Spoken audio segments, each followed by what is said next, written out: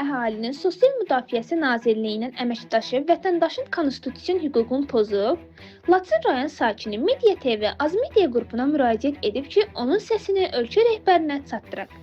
Şəki şəhəri Yeni Çələbixan Köçkünlər qəsəbəsində məskunlaşmış Laçın rayon Çatoz kənd sakini Abdullayev Əbdül Nurqələmoğlu bildirir ki, Azərbaycan Respublikası Əmək və Əhalinin Sosial Müdafiəsi Nazirliyi tərəfindən icra olunan özünəməşğulluq proqramı üzrə ailəmə verilmiş aktivlərlə bağlı yaranmış ciddi qanun pozuntuları, dövlət orqanlarının hərəkətsizliyi və vəzifəli şəxslərin şəxsi maraqlara söykənən qanunsuz davranışı nəticəsində konstitusion və inzibati hüquqlarımı pozublar.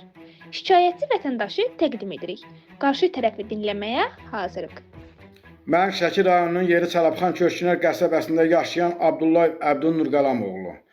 Müraciətim onunla bağlıdır ki, Şəki rayonunun Məşğulluq İdarəsinin müdürü Abdullah Kərimovun haqqında yazdığım bütün məktublar əsası ilə sosial şəbəkə vasitəsilə bu adamın əməlləri ilə bağlı paylaşım etdiyimə görə Şəki rayonunun məhkəməsinə veribdir.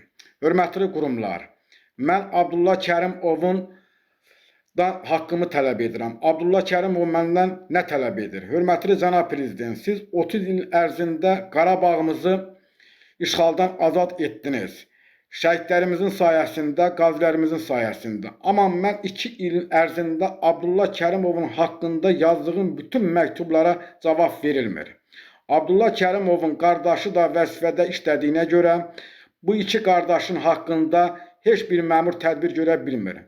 Mən hörmətli ölkə rəhbərim, sizdən artıq dərəcədən xahiş edirəm ki, məni Abdullah Kərimovun əsarətində xilas edəsiniz.